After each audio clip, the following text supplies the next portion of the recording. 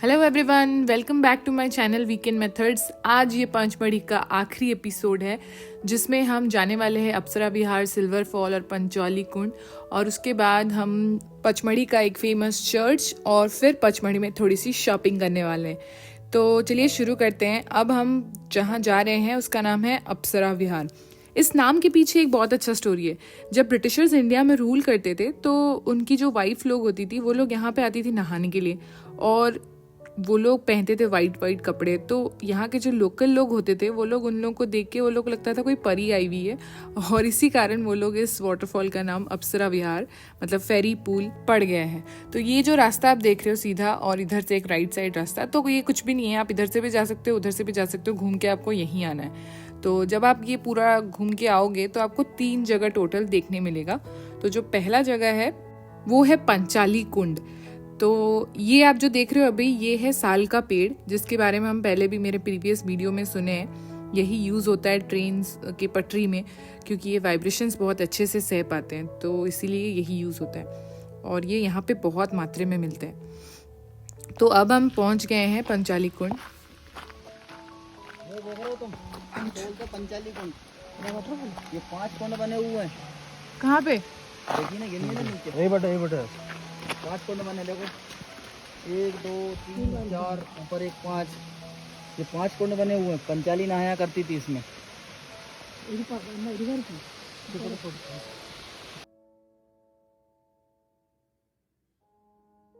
वहाँ नीचे जाना अलाउड नहीं है और कोई रास्ता भी नहीं दिख रहा था। शायद वहाँ के लोग जा सकते होंगे अंदर अंदर से, बट विजिटर्स के लिए कोई अलाउ नहीं है अंदर नीचे तक जाना।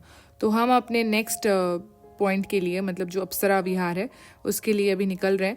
तो ये ज़्यादा दूरी नहीं है एक दूसरे से। आप चलते चलते जब घूम घूम के जाओगे आपको एक आइडिया हो जाएगा कि कितना दूरी है, बट हार्डली 10 मिनट का गैप होगा एक पॉइंट से दूसरा पॉइंट। तो अब हम पहुँच गए हैं अप्सरा विहार। वाह,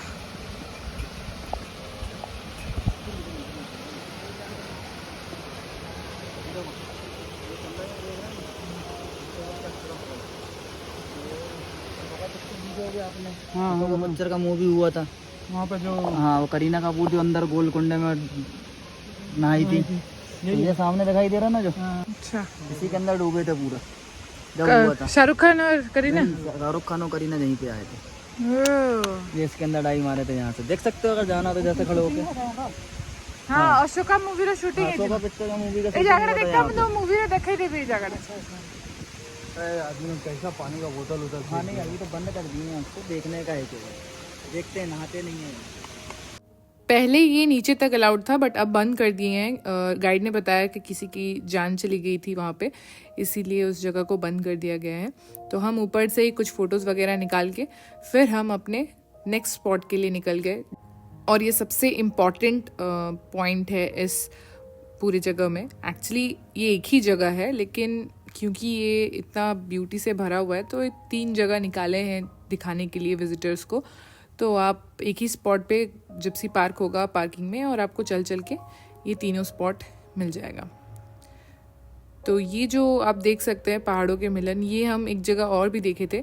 अगर आपको याद होगा मेरे प्रीवियस वीडियो में हांडी खो करके भी था, तो वहाँ पे भी ऐसा एक व्यू है, लेकिन ये थोड़ा ज़्यादा अच्छा दिखता है। सो ये जो वाटरफॉल आप देख रहे हो अभी, ये इंडिया का 30th हाईएस्ट वाटरफॉल है, और ये 107 मीटर्स हाइट, मतलब 351 फीट का हाइट है इसका। और इसका जो नाम है, ये प्रपात, रजत प्रपात इसलिए है क्योंकि रजत का मतलब सिल्वर होता है, और ये दूर से अगर आप ध्यान से देखो तो एक सिल्वर लाइनिंग के जैसे दिखता है, इसी कारण इसका नाम रजत प्रपात रखा गया है।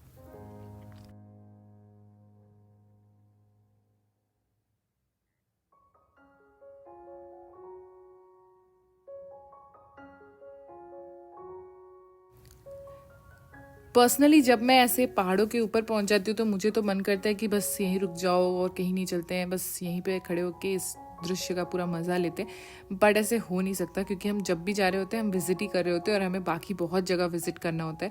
तो हम जल्दी से कुछ कुछ फ़ोटोज़ वगैरह लेके वहाँ से निकलने की कोशिश कर रहे थे। और हम जैसे ही वहाँ से निकले, हमें रास्ते में एक बहुत जंगली एनिमल मिला। आप गेस कर सकते हो कौन सा जंगली एनिमल ऐसे खुले में मिला, क्योंकि ये तो एक जंगल ही है। हम जंगलों के बीच बीच जाके अपना मतलब वो सुंदर स्पॉट्स देख के आए। उतना क्लियर वीडियो में तो नहीं दिख रहा है, लेकिन आप मुझे देख के अगर गेस कर सकते हैं तो कमेंट सेक्शन में ज़रूर मैसेज करके बताइए कि आपको क्या लगता है ये कौन सा एनिमल हो सकता है।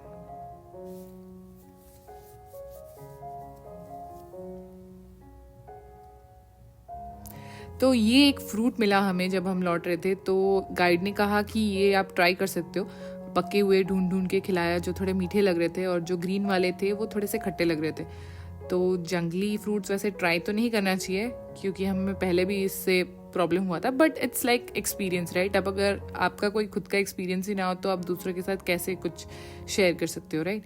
तो हमें बहुत मज़ा आता है ऐसे रिस्क लेने में, लेकिन लेना नहीं चाहिए, मुझे पता है हर जगह हम नहीं लेते हैं। ये गाइड अच्छा था इसलिए हम उसकी बात मान लिए। तो ये जो व्यू है, ये जब आप वापस पहुंच जाओगे ऊपर पार्किंग एरिया के पास तो वहाँ से आपको ये व्यू मिलने वाला है। जब आप वापस चढ़ के आओगे तो आपको बहुत थकान होएगी, लेकिन आप यहाँ पे थोड़ी देर बैठ के रेस्ट कर सकते हो। और यहाँ पे जब हवा और धूप एक साथ आपके बॉडी को छुएगा तो पूरा थकान आपकी निकल जाएगी।